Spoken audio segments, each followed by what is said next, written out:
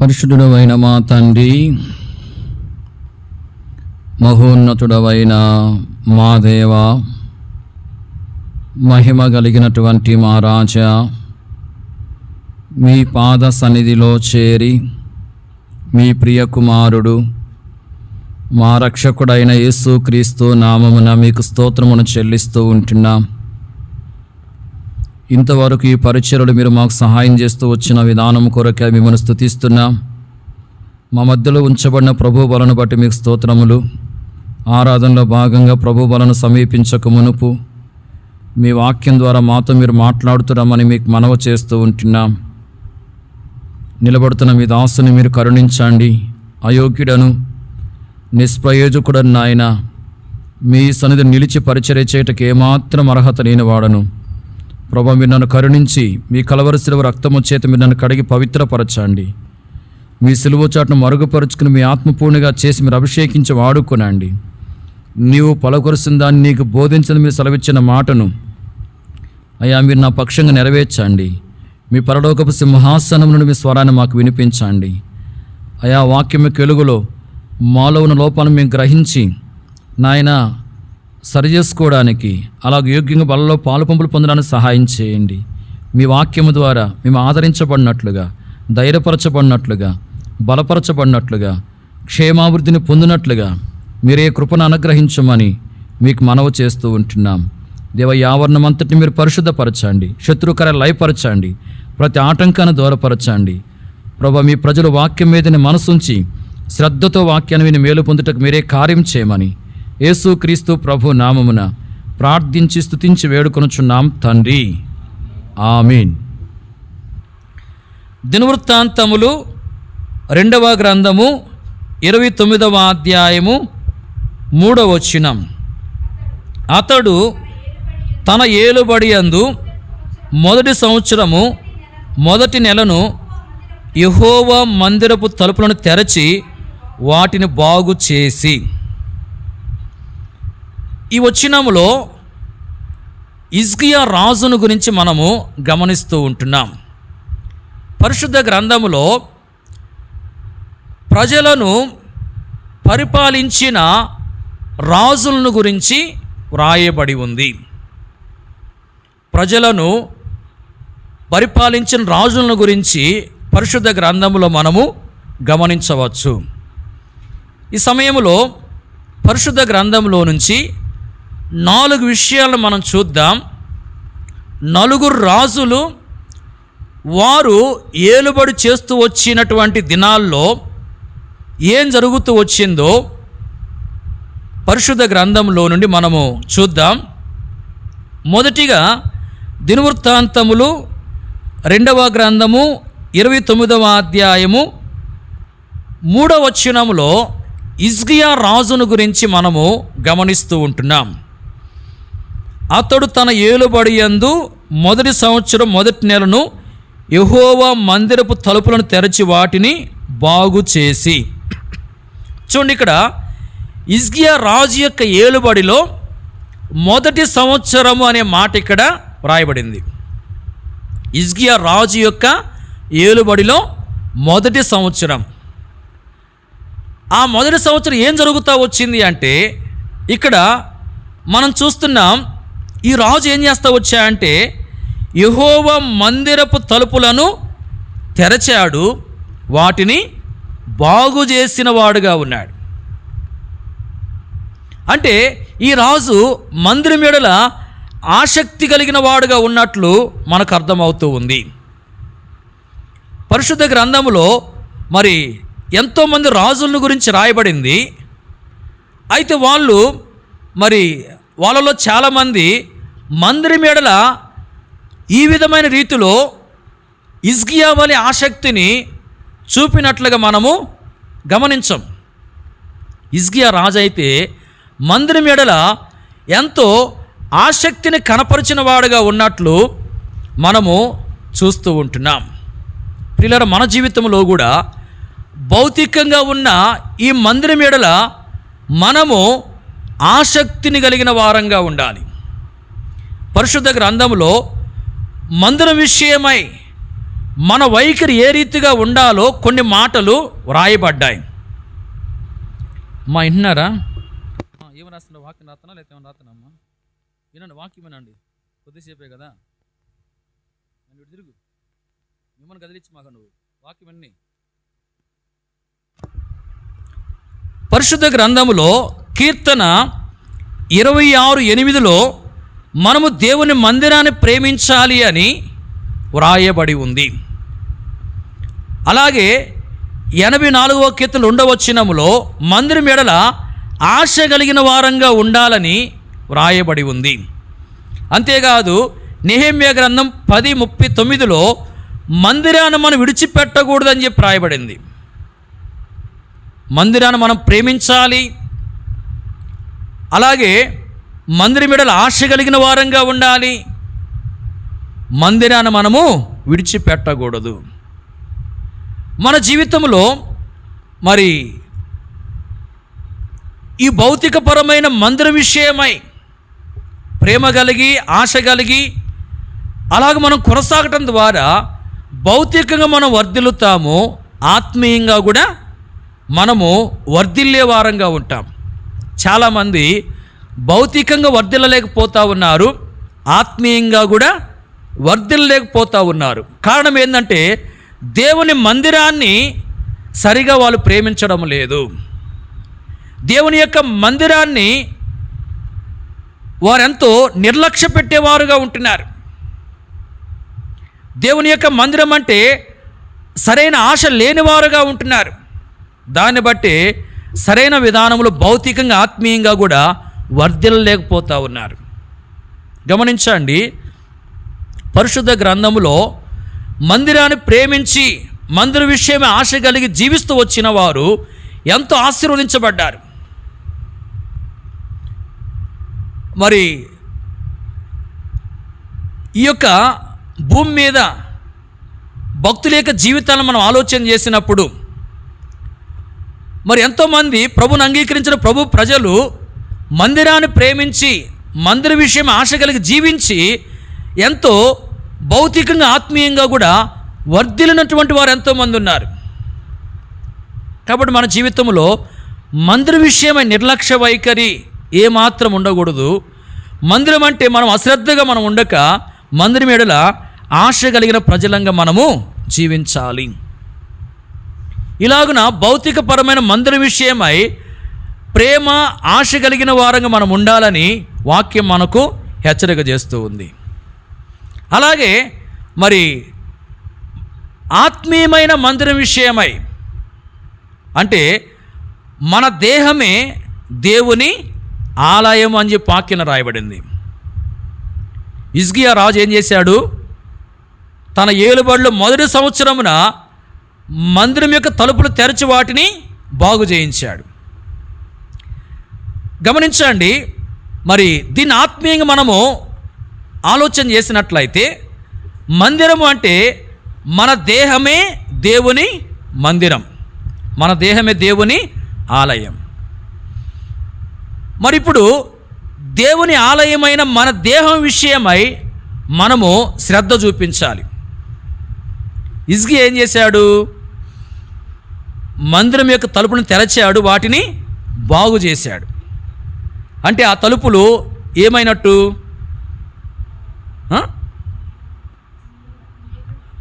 తలుపులు మూయబడి ఉన్నాయి, బాగు చేశాడని చెప్పి రాయబడింది కదా. అవి ఏమైంటాయి? పాడైపోయినాయి. తలుపులు ఏమైపోయినాయి? పాడైపోయినాయి. తలుపులు పాడైపోయాయి కాబట్టి ఆ హిజ్కియా రాజు ఏం చేశాడంటే వాటిని బాగు చేస్తూ వచ్చాడు. అలాగే మరి మన దేహము దేవుని ఆలయము. ఈ దేహములో ఉన్నటువంటి అవయవాలు ఏవైనా పాడైపోయినాయేమో మనం పరిశీలన చేసుకుని పాడైపోయినటువంటి వాటిని ఏం చేయాలా? బాగు చేసుకోవాలి.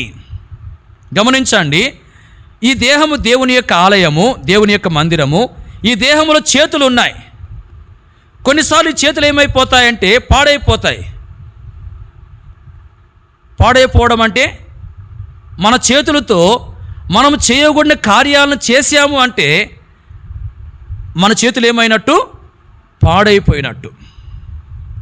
అలాగే మన యొక్క పాదములతో వెళ్ళగొని స్థలాలకు మనం వెళ్ళామనుకోండి, మన పాదాలు ఏమైనట్టు? పాడైపోయినట్లు. అలాగే మన కళ్ళతో చూడగొని వాటిని మనము చూసామంటే మన కళ్ళు ఏమైపోయినట్లు? పాడైపోయినట్లు. మన చెవులతో వినగొని వాటిని మనం వింటున్నాము అంటే మన చెవులు ఏమైనట్లు? పాడైపోయినట్లు. మన నోటితో మరి మాట్లాడకుండా మాటలు మనం మాట్లాడుతున్నామంటే మన నోరేమైనట్లు? పాడైపోయినట్లు. ఒకసారి ఆలోచన చేసుకుంటే మన చేతులతో చేయకూడని కార్యాలను చేస్తూనే ఉన్నాం, మన పాదాలతో వెళ్ళగొన్న స్థలానికి వెళుతూ ఉన్నాం. అలాగే మన కళ్ళతో చూడగొన్న వాటిని చూస్తున్నాం, మన చెవులతో వినగొన్న వాటిని వింటూ ఉన్నాం, మన నోటితో మాట్లాడగొన్న వాటిని మాట్లాడుతూ ఉన్నాం. అంటే ఇవన్నీ ఏమైపోయినాయి? ఇప్పుడు పాడైపోయినాయి. పాడైపోయిన వీటిని మనం ఏం చేసుకోవాలి? బాగు చేసుకోవాలి. మన శక్తి ద్వారా మనము సరైన విధానంలో బాగు చేసుకోలేం. ఏం చేయాలంటే ప్రభు మీద ఆధారపడాలి. ప్రభువా, నా పాదములు పాడైపోయినాయి, ప్రభువా నా చేతులు పాడైపోయినాయి, ప్రభువా నా కనులు పాడైపోయినాయి, నా చెవులు పాడైపోయినాయి, నా యొక్క నోరు పాడైపోయింది ప్రభువా, అయ్యా బాగు చేయి ప్రభువా అని చెప్పి ప్రభువుని అడగాలి. అలా ప్రభు మీద ఆధారపడితే ప్రభు ఏం చేస్తాడంటే బాగు చేస్తాడు. గమనించండి, ఈ యొక్క మరి దేహమంతా కూడా, దేవుని ఆలయమైన దేహమంతా కూడా మరి చెడిపోతూ ఉంది, పాడైపోతూ ఉంది. ప్రభువా నా దేహం అంతా కూడా పాడైపోయింది, నీ ఆలయమైన నా దేహం పాడైపోయింది, ప్రభువా నన్ను క్షమించి నన్ను బాగు చేయ ప్రభు అని ప్రభుని అడిగితే ప్రభు ఏం చేస్తాడు? బాగు చేస్తాడు. ఇలాగున మనం బాగు చేయబడాలి. దేవుని ఆలయమైన మనం ఏం చేయబడాలి? బాగు చేయబడాలి. మనం బాగు చేయబడకుండా పాడైపోయిన స్థితిలోనే ఉంటే గమనించండి, ఆత్మీయంగా మనము ఎదగలేము, ఆత్మీయమైన ఆశీర్వాదాలను పొందలేము, భౌతికంగా కూడా ఆశీర్వాదాలు మనం పొందలేము. ప్రియులారా, మన జీవితంలో మరి పాడైపోయిన స్థితి బాగు చేయబడితేనే మనము అన్ని విధాలుగా ఆశీర్వాదాన్ని పొందుకోగలం. కాబట్టి ప్రభుని అడిగి ప్రభుపై ఆధారపడి మరి మనము బాగు చేయబడాలి.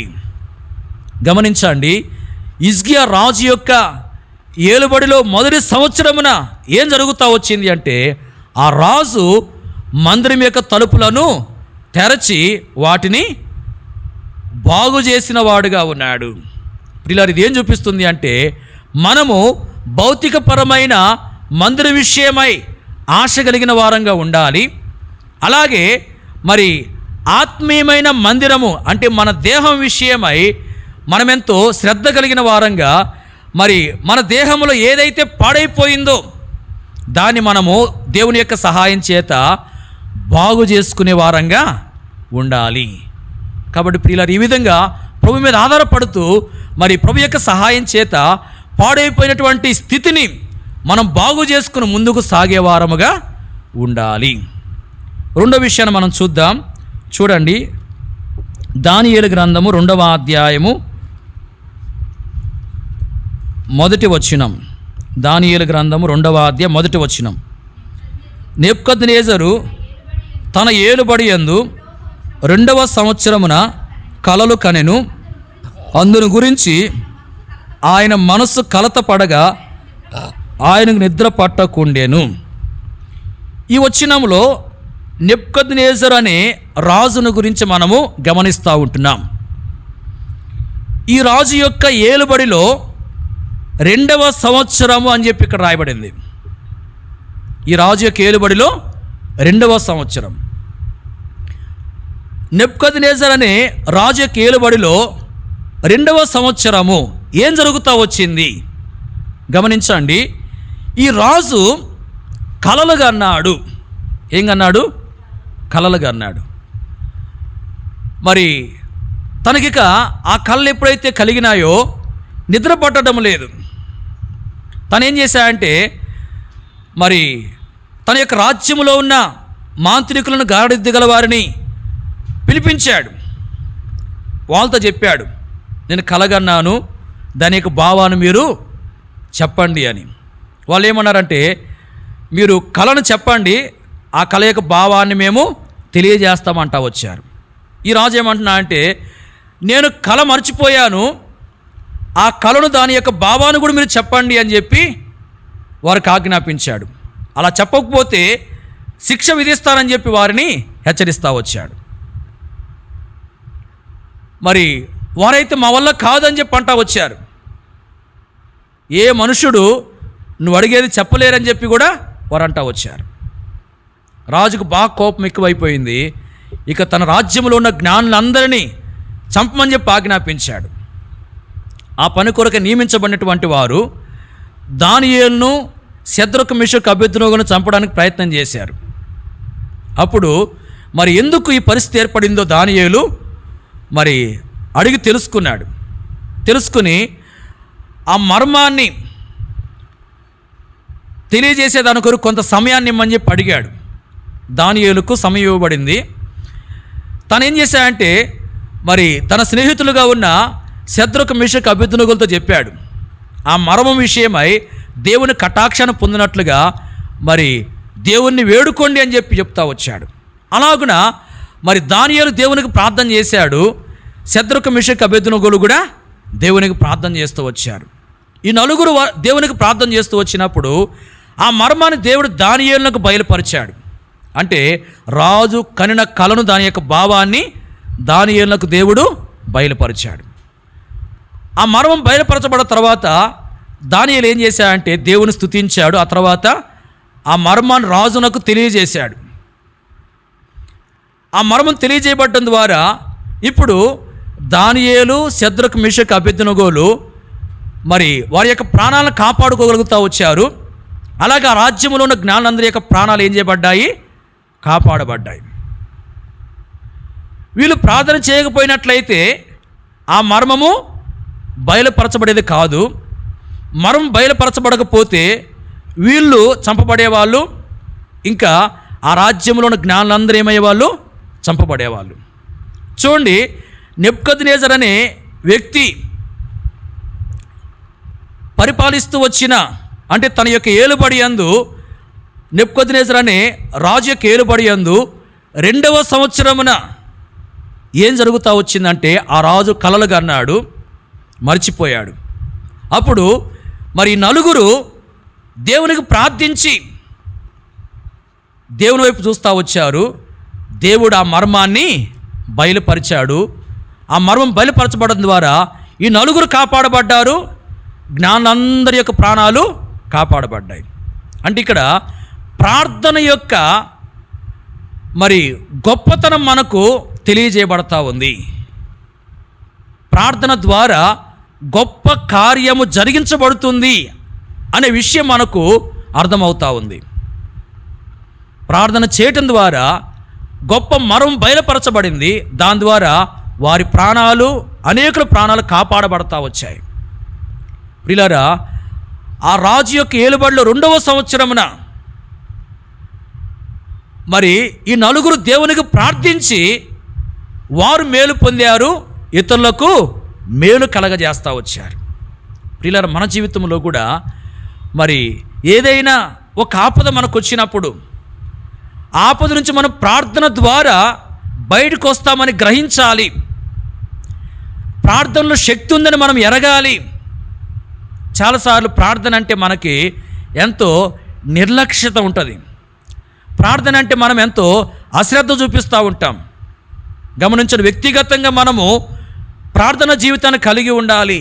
కుటుంబ ప్రార్థన కూడా మనం కలిగి ఉండాలి. సహవాసంగా కూడా మనము ప్రభు సన్నిధిలో ప్రార్థనలో గడపాలి. ఇలాగున మనం ప్రార్థించే వారంగా ఉన్నప్పుడు ప్రార్థన ద్వారా మరి మనం ఎంత మేలు పొందుతామో మన ద్వారా ఇతరులు మేలు పొందే అవకాశం కూడా ఉంది. ఈ నలుగురు ప్రార్థించి వారు మేలు పొందారు, వారి ప్రాణాలు కాపాడబడ్డాయి. అంతేకాదు, వీరి ద్వారా ఆ రాజ్యంలో జ్ఞానులందరి ప్రాణాలు ఏం చేయబడ్డాయి? కాపాడబడతా వచ్చాయి. ప్రియులారా, మనము ప్రార్థించినప్పుడు, సరైన ప్రార్థన జీవితాన్ని కలిగి ఉన్నప్పుడు మనం మేలు పొందుతాము. మన ద్వారా ఇతరులకు కూడా ఏం కలుగుతుంది? మేలు కలుగుతుంది. పరిశుద్ధ గ్రంథంలో ఆదికాండం 32వ అధ్యాయంలో గమనించినట్లయితే యాకోబు కుటుంబానికి ఆపదొచ్చింది. యాకోబు కుటుంబానికి ఆపద. ఏంది ఆపద అంటే, మరి యాకోబు యొక్క అన్నయ్యన ఏశావు హాని చేయడానికి 400 మందితో కూడా బయలుదేరి వస్తూ ఉన్నాడు. యాకోబు దేవుని యొక్క మాటకు లోబడి లాబాన్ దగ్గర నుంచి తనకు కలిగిన సమస్తాన్ని తీసుకుని తన తండ్రి ఇంటికి వెళ్తూ ఉన్నాడు. వెళ్తున్నప్పుడు ఈ వార్త వినబడింది, తన అన్న హాని చేయడానికి వస్తున్నాడు అని చెప్పి. అప్పుడు మరి యాకోబు ఏం చేశాడు, దేవునికి ప్రార్థన చేశాడు, ప్రభువా నన్ను ఏశావు చేతిలో నుండి దయచేసి తప్పించు అని ప్రార్థించినప్పుడు దేవుడు ఏం చేశాడంటే ఏశావు యొక్క మనసు మార్చాడు. హాని చేయడానికి బయలుదేరి వచ్చిన ఏశావు ఏ హాని చేయకుండా ఎంతో ప్రేమ చూపినట్లుగా ప్రభు కార్యం చేశాడు. చూడండి, యాకోబు సరైన విధానంలో అక్కడ ప్రార్థన చేయకపోయినట్లయితే యాకోబు కుటుంబము మరి ఎంతో నష్టపోయేది. ఆ ఏశావు వారందరిని హతము చేసేవాడు. ఎందుకంటే యాకోబు మీద అంత కోపం ఏశావుకు ఉంది. యాకోబు అంతకుముందు మోసం చేశాడు కాబట్టి. గమనించండి, ప్రార్థన ద్వారా అతని కుటుంబం మీదకి రావాల్సిన నష్టము, నాశనం ఏం చేయబడింది, తొలగించబడతా వచ్చింది. ప్రియులారా, మన యొక్క జీవితంలో సరైన విధానంలో ప్రార్థన చేయటం ద్వారా మన కుటుంబం మీదకి మరి రావాల్సిన కీడు, మన కుటుంబం మీదకి రావాల్సినటువంటి అపాయము రాకుండా ఏం చేయబడుతుందంటే తొలగించబడుతుంది, దూరం చేయబడుతుంది. ఇక్కడ ప్రార్థన ఏం చేస్తుందంటే మరి మన కుటుంబం మీదకి అపాయము, హాని, కీడు రాకుండా ఆపేస్తుంది. కాబట్టి మనం సరైన విధానంలో ప్రార్థనలో గడపాలి. సరైన రీతిలో ప్రభు సన్నిధిలో ప్రార్థనలో మనము ప్రభు వైపు చూసేవారంగా ఉండాలి. ప్రియులారా, గమనించండి, మన జీవితంలో మరి అలాంటి ప్రార్థన ఉందా? వాక్యములో అబ్రహాము యొక్క జీవితాన్ని కూడా మనం గమనించవచ్చు. సొదొమ గొమొర్రా పట్టణాన్ని దేవుడు మరి నాశనం చేయబోతున్నట్లు అబ్రహాముతో చెప్పినప్పుడు అబ్రహాం ఎంతో ప్రార్థన చేస్తూ వచ్చాడు. అబ్రహాం ప్రార్థన చేయటం ద్వారా దేవుడు ఆ తర్వాత అబ్రహామును జ్ఞాపకం చేసుకుని లోతు కుటుంబాన్ని ఏం చేశా అంటే నాశనం మధ్యలో నుంచి తప్పించాడు. చూడండి, అబ్రహాం ప్రార్థన లోతు కుటుంబాన్ని తప్పించింది నాశనము నుండి. ప్రియులారా, ప్రార్థన ద్వారా మరి నాశనం అనేది రాకుండా దూరం చేయబడుతుంది. గమనించండి, శద్రకు, మిషకు, అబేద్నెగో, దానియేలు వీళ్ళు ప్రార్థించారు. వారు వారి ప్రాణాలను కాపాడుకోగలుగుతూ వచ్చారు, అనేకులు ప్రాణాలను కాపాడారు. అలాగే యాకోబు ప్రార్థించాడు, తన కుటుంబాన్ని మరి అపాయము నుండి కాపాడుకోగలుగుతూ వచ్చాడు. అలాగే అబ్రహాం ప్రార్థించాడు, లోతు కుటుంబం నాశనము నుండి కాపాడబడతా వచ్చింది. ప్రియులారా, ప్రార్థన ద్వారా ఇలాంటి కార్యాలు జరుగుతూ వచ్చినాయి. కాబట్టి మనము ప్రార్థన నిర్లక్ష్యం చేయక మరి సరైన విధానంలో ప్రభు సన్నిధిలో ప్రార్థించే వారంగా ఉండాలి. ప్రభు ప్రజలంగా ప్రార్థించే విషయాలు చాలా తప్పిపోతూ ఉన్నాము. కాబట్టి ప్రభు సన్నిధిలో క్షమాపణ కోరిక ఇకనైనా సరైన రీతిలో ప్రార్థనలు చేసేది మనము నేర్చుకోవాలి. గమనించండి, నెబుకద్నెజర్ అనే రాజు యొక్క ఏలుబడిలో 2వ సంవత్సరమున ఏం జరుగుతూ వచ్చింది అంటే ఆ 4 వ్యక్తులు మరి ప్రార్థించారు. ప్రార్థించి వారు మేలు పొందారు, ఇతరులకు మేలు కలిగించారు. మనం కూడా ప్రార్థించే వారంగా ఉండాలి. 3వ విషయాన్ని మనం చూద్దాం. చూడండి, దినవృత్తాంతములు 2వ గ్రంథము 17వ అధ్యాయం. దినవృత్తాంతం 2వ గ్రంథము 17వ అధ్యాయం 7వ వచనం. తన ఏలుబడి యందు 3వ సంవత్సరమున యోధా పట్టణములలో జనులకు ధర్మశాస్త్రమును బోధించుటకై అతడు పెద్దలైన బెన్హాయిల్ను, ఓబద్యాను, జకర్యాను, నెతానేలును, మీకాయాను. చాలు. ఈ వచనములో యెహోషాపాతు రాజును గురించి వ్రాయబడింది. ఏ రాజు? యెహోషాపాతు రాజు. యెహోషాపాతు రాజు యొక్క ఏలుబడి యందు 3వ సంవత్సరమున అనే మాట ఇక్కడ మనం చూస్తున్నాం. వింటున్నారా?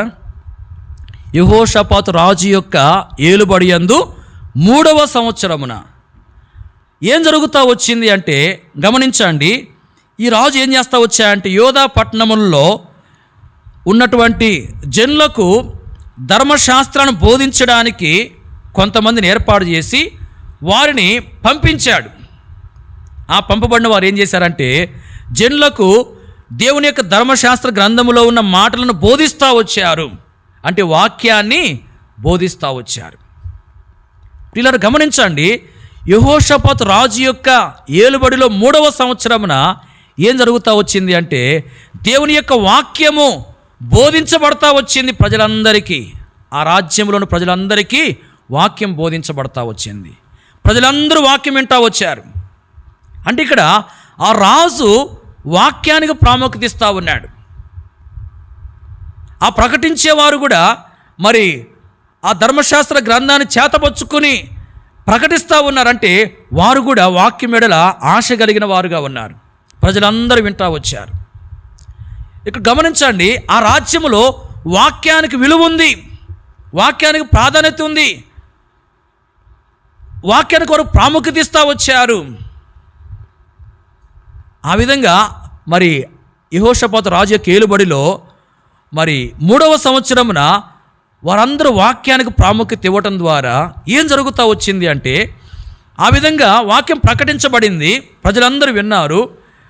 ఆ తర్వాత ఏమి జరిగినట్లు వాక్యం రాయబడింది అంటే 10వ వచనం మనం చూడవచ్చు.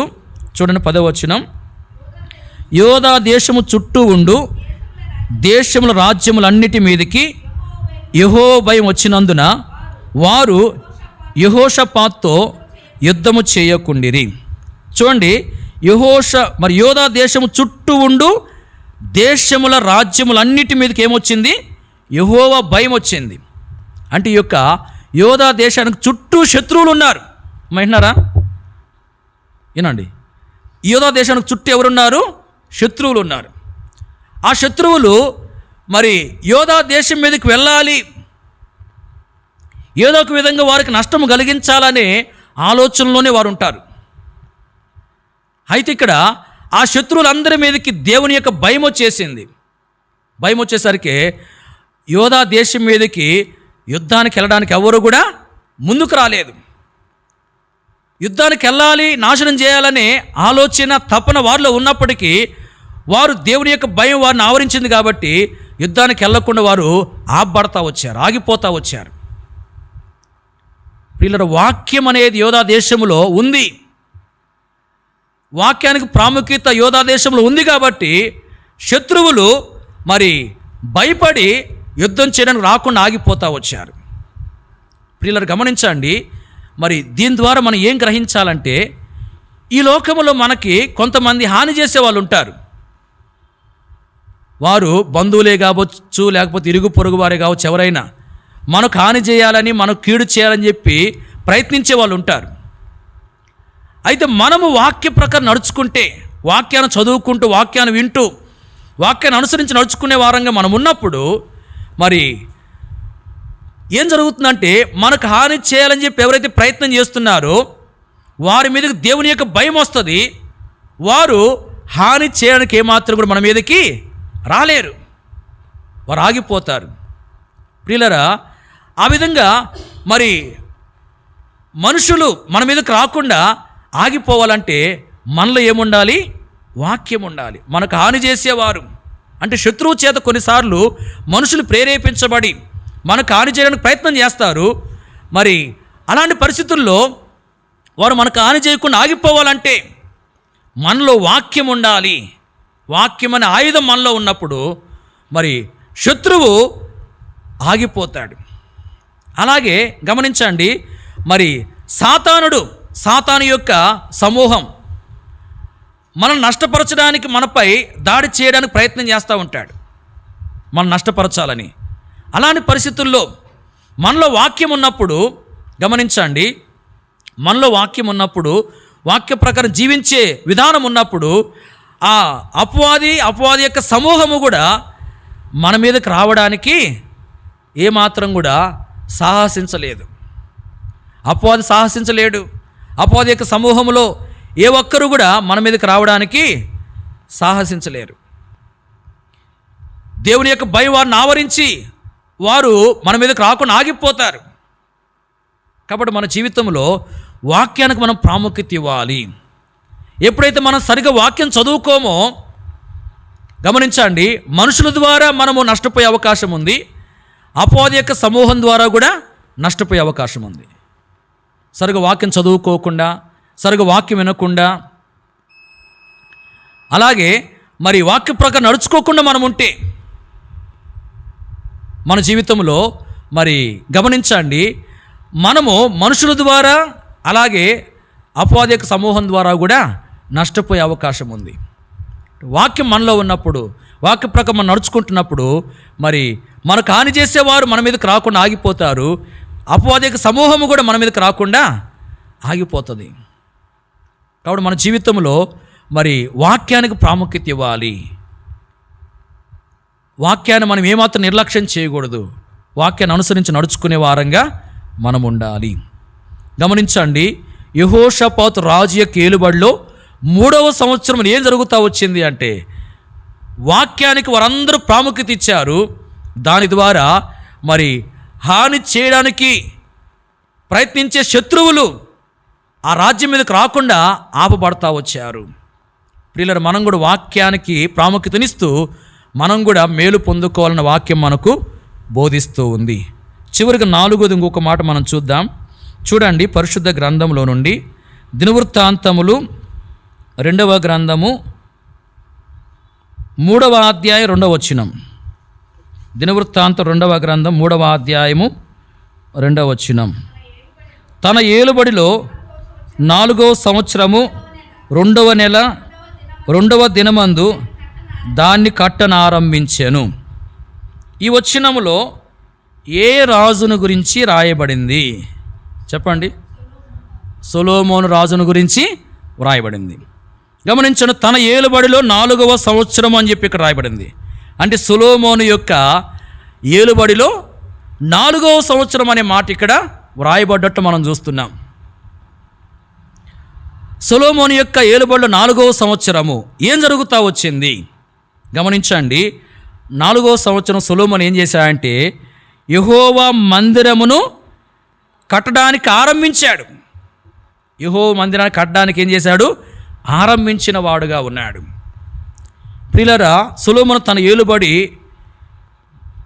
యందు 4వ సంవత్సరంలో దేవుని యొక్క మందిరాన్ని కట్టడానికి ఆరంభిస్తూ వచ్చాడు. గమనించండి, మందిరము కట్టబడిన స్థలాన్ని గురించి మనం ఆలోచన చేసినట్లయితే, అంటే సొలొమోను ఏ స్థలంలోనైతే మందిరం కట్టాడో ఆ స్థలాన్ని గురించి మనం ఆలోచన చేసినట్లయితే, ఆ స్థలము మరి దేవుని చిత్తానుసారమైన స్థలం. అంటే ఆ స్థలములో మందిరము కట్టబడ్డం అనేది దేవుని చిత్తం. ఏ స్థలములో మందిరము కట్టాలని దేవుడు ఇష్టపడుతూ వచ్చాడో ఆ స్థలంలో సొలొమోను ఏం చేశాడంటే మందిరం కట్టడానికి ఆరంభించాడు. అంటే సొలొమోను ఏం చేసినట్లు? దేవుని చిత్తాన్ని నెరవేర్చిన వాడుగా ఉన్నాడు. అలాగే మందిరాన్ని కట్టడం ఆరంభించాడు, కడతా వచ్చాడు. మరి ఆ మందిరం కట్టే విధానాన్ని ఆలోచన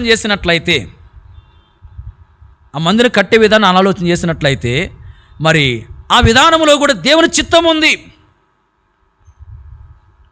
గమనించండి, దేవుడు ఎలా కట్టాలో ఆ మచ్చును దావీదునకు తెలియపరిచాడు. ఆ మచ్చు మరి దావీదు ఏం చేశాడు? సొలొమోనుకి ఇచ్చాడు. ఆ ప్రకారం సొలొమోను ఏం చేశాడంటే మందిరాన్ని నిర్మిస్తూ వచ్చాడు. మందిరం కట్టబడే విషయంలో కూడా దేవుని చిత్త ప్రకారంగానే సొలొమోను ఏం చేశాడు? కట్టినవాడుగా ఉన్నాడు. గమనించండి, సొలొమోను తనకిష్టమైన స్థలాన్ని ఏర్పాటు చేసుకుని ఆ స్థలంలో మందిరము కట్టడం మొదలుపెట్టలేదు. దేవుని చిత్తానుసారమైన స్థలంలోనే మందిరం కట్టడం మొదలుపెట్టాడు. అలాగే మరి మందిరాన్ని కడుతూ ఉన్నప్పుడు ప్రతి పని కూడా దేవుని చిత్త ప్రకారమే చేశాడు, కానీ తన ఇష్టం అంటే అక్కడ ఏది కూడా లేదు. ఆ విధంగా తాను దేవుని చిత్తానుసారంగా దేవుని యొక్క కార్యాన్ని జరిగిస్తూ వచ్చాడు. ఇలాంటి మనం కూడా మరి దేవుని చిత్తానుసారంగా నడుచుకోవాలి. సొలొమోను ఏలుబడి యందు 4వ సంవత్సరం ఏం జరుగుతూ వచ్చింది అంటే, సొలొమోను దేవుని చిత్త ప్రకారం మందిరం కట్టడం ఆరంభించి దేవుని చిత్త ప్రకారం మందిరం కట్టాడు. కట్టడం మొదలుపెట్టి ఆ విధంగా కడతా వచ్చాడు. అంటే 1 సంవత్సరం అది ముగించబడలేదు, కానీ కడతా వచ్చాడు. అంటే ఇక్కడ మరి దేవుని చిత్తాన్ని జరిగించిన వాడుగా ఉన్నాడు. ప్రియులారా, మనం కూడా దేవుని చిత్త ప్రకారము నడుచుకోవాలి. మన ఇష్టాన్ని పక్కన పెట్టేసి, మన ఇష్ట ప్రకారం మనం జీవించక, మన ఇష్ట ప్రకారం మనం ప్రవర్తింపక, దేవుని యొక్క ఇష్టాన్ని మనం గ్రహించి దేవుని యొక్క ఇష్టము చొప్పున మనము ముందుకు సాగాలి. పరిశుద్ధ గ్రంథంలో కొంతమందిని గురించి మరి కొన్ని శ్రేష్టమైన మాటలు రాయబడ్డాయి. సమూయేలు మొదటి గ్రంథములో 13వ అధ్యాయం 14 వచ్చిన మనం గమనించినట్లయితే దావీదుని గురించి అక్కడ ఏం రాయబడిందంటే, నా చిత్తానుసారమైన మనస్సు గలవాడు అని చెప్పి రాయబడింది. దావీదు ఎలాంటి వాడు? దేవుని చిత్తానుసారమైన మనస్సు గలవాడు. అంతేకాదు యెషయా గ్రంథంలో 44:28 మనం చూసినట్లయితే అక్కడ కోరేషు అనే ఒక వ్యక్తిని గురించి రాయబడింది. దేవుడు అంటున్నాడు, నా చిత్తమంతయు నెరవేర్చువాడా అని. కోరేషు దేవుని చిత్తమంతయు నెరవేర్చేవాడుగా ఉంటున్నాడు. అలాగే యేసు ప్రభువు శరీరధారిగా ఉన్న దినాల్లో మరి యోహాను సువార్త 5:30 ఏమంటూ వచ్చాయంటే, నా ఇష్ట ప్రకారం నేను చేయగోరను, నన్ను పంపిన వాని యొక్క చిత్త ప్రకారం నేను చేసేదనని చెప్పి అంటా వచ్చాడు. అంటే యేసు ప్రభు ఏ పని చేసినా కూడా తన ఇష్ట ప్రకారం చేయలేదు, తండ్రి యొక్క ఇష్ట ప్రకారమే ప్రతిదీ చేస్తూ వచ్చాడు. ప్రియులారా, దేవుని చిత్తానుసారమైన మనసు గలవాడుగా దావీదు ఉన్నాడు. దేవుని చిత్తమంతయు నెరవేర్చేవాడుగా కోరేషు ఉన్నాడు. అలాగే మరి దేవుని చిత్త ప్రకారం ప్రతి కార్యము చేసేవాడుగా యేసు ప్రభు ఉన్నాడు. ప్రియులారా, మనం కూడా మరి ఈ అనుభవంలోనికి రావాలని వాక్యం మనకు హెచ్చరిక చేస్తూ ఉంది. మన జీవితంలో చాలాసార్లు మన ఇష్టాన్ని మనం నెరవేర్చుకుంటున్నాం, మనుషుల యొక్క ఇష్టాన్ని కొన్నిసార్లు నెరవేర్చే వారంగా ఉంటున్నాం, దేవుని చిత్తాన్ని మనం పక్కన పెట్టే వారంగా ఉంటున్నాం. అలా కాకుండా మన జీవితంలో మన ఇష్ట ప్రకారం, మనుషుల యొక్క ఇష్ట ప్రకారం కాకుండా దేవుని యొక్క చిత్తం ఏంటో మనం తెలుసుకుని దేవుని చిత్త ప్రకారం ముందుకు సాగినప్పుడు మనం ఎంతో ఆశీర్వదించబడే వారంగా ఉంటాం. ప్రియులారా, మన జీవితంలో ఆ విధంగా దేవుని చిత్త ప్రకారం నడుచుకుంటున్నామా పరిశీలన చేసుకోవాలి. వాక్యం మనం చూస్తూ వచ్చాం. సొలొమోను యొక్క ఏలుబడిలో 4వ సంవత్సరము ఏం జరుగుతూ వచ్చింది అంటే, సొలొమోను దేవుని చిత్త ప్రకారము దేవుని యొక్క మందిరాన్ని కట్టడము ఆరంభించాడు. దేవుని చిత్తాన్ని జరిగించే వ్యక్తిగా తానున్నాడు. ప్రియులారా, మనం కూడా ఆ రీతిగా ఉండాలని వాక్యం మనకు బోధిస్తూ ఉంది. ఈ సమయంలో 4 రాజుల గురించి మనం చూస్తూ వచ్చాం. మొదటి రాజు ఎవరు? హిజ్కియా. హిజ్కియా ఏలుబడి యందు మొదటి సంవత్సరము ఏం జరుగుతూ వచ్చింది? మందిరం యొక్క తలుపులు తెరచి ఆ వ్యక్తి ఏం చేశాడు? వాటిని బాగు చేయించాడు. మందిరం ఎడల ఆసక్తి శ్రద్ధ కలిగిన వాడుగా ఉన్నాడు. 2వ రాజు ఎవరిని చూసాం మనము? నెబుకద్నెజరు. నెబుకద్నెజరు అనే రాజును గురించి మనం చూస్తూ వచ్చాం.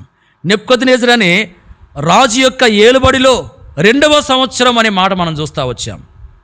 2వ సంవత్సరం ఏం జరుగుతూ వచ్చింది అంటే, ఆ రాజు కలగన్నాడు, దాన్ని మర్చిపోయాడు. మరి ఆ 4 దానియేలు, శద్రకు, మిషకు, అబేద్నెగో, ఆ 4 ఏం చేశారంటే దేవునికి ప్రార్థించి వారు కాపాడబడ్డారు, అనేకుల్ని కాపాడుతూ వచ్చారు. ప్రార్థనా జీవితము. 3వ రాజు ఎవరిని చూసాము? యెహోషాపాతు. యెహోషాపాతు రాజు యొక్క ఏలుబడిలో 3వ సంవత్సరం ఏం జరిగిందంటే, ఆ రాజు ఆ ప్రజలందరూ వాక్యానికి ప్రాముఖ్యత ఇచ్చారు. దాని ద్వారా వారికి ఎంతో మేలు కలిగింది. శత్రువుల నుంచి వారు కాపాడబడ్డారు. అలాగే 4వదిగా ఎవరిని చూసాం మనము? సొలొమోను రాజు. సొలొమోను రాజు యొక్క ఏలుబడిలో 4వ సంవత్సరము ఏం జరిగిందంటే, సొలొమోను దేవుని చిత్త ప్రకారము మందిరం కట్టడానికి ఆరంభిస్తూ వచ్చాడు. ప్రియులారా, గమనించండి, హిజ్కియా రాజు యొక్క ఏలుబడిలో మొదటి సంవత్సరం మందిరం విషయమే తాను పట్టింపు కలిగి ఉన్నాడు. నెబుకద్నెజరు రాజు యొక్క ఏలుబడిలో 2వ సంవత్సరం 4 వ్యక్తులు ప్రార్థించిన వారుగా ఉండి మేలు పొంది ఇతరులకు మేలు కలిగించారు. యెహోషాపాతు రాజు యొక్క ఏలుబడిలో 3వ సంవత్సరం మరి ఆ రాజు ప్రజలందరూ వాక్యానికి ప్రాముఖ్యత ఇచ్చి శత్రువుల బారి నుంచి కాపాడబడ్డారు. అలాగే మరి 4వది సొలొమోను యొక్క ఏలుబడిలో 4వ సంవత్సరం సొలొమోను దేవుని చిత్త ప్రకారము దేవుని కార్యాన్ని ఆరంభించాడు. ప్రియులారా గమనించండి, మరి ఈ 4 సందర్భాల్లో 4 అనుభవాలు మనకు మరి తెలియజేయబడతా ఉంటున్నాయి. మందిరం ఎడల ఆశ పట్టింపు మనలో ఉండాలి. భౌతికపరమైన మందిరము, ఆత్మీయమైన మందిరం. రెండవది, ప్రార్థనకు మనం ప్రాముఖ్యతనివ్వాలి. మూడవది, వాక్యానికి మనం ప్రాధాన్యత ఇవ్వాలి. నాలుగవది, దేవుని చిత్త ప్రకారం మనం ముందుకు సాగాలి. ఈ 4 అనుభవాలు మనలో ఉంటున్నాయా? ఒకసారి పరిశీలన చేసుకుందాం. ఏ విషయంలో మనం తప్పిపోతున్నా మనం గ్రహించి ప్రభు సన్నిధిలో ఒప్పుకొని క్షమాపణ కోరుకుని సరి చేసుకుని అలాగే యోగ్యంగా ప్రభు యొక్క బలలో మనము పాలు పంపులు పొందాలి. ప్రభు అలాగున మనకు సహాయం చేయనుగాక.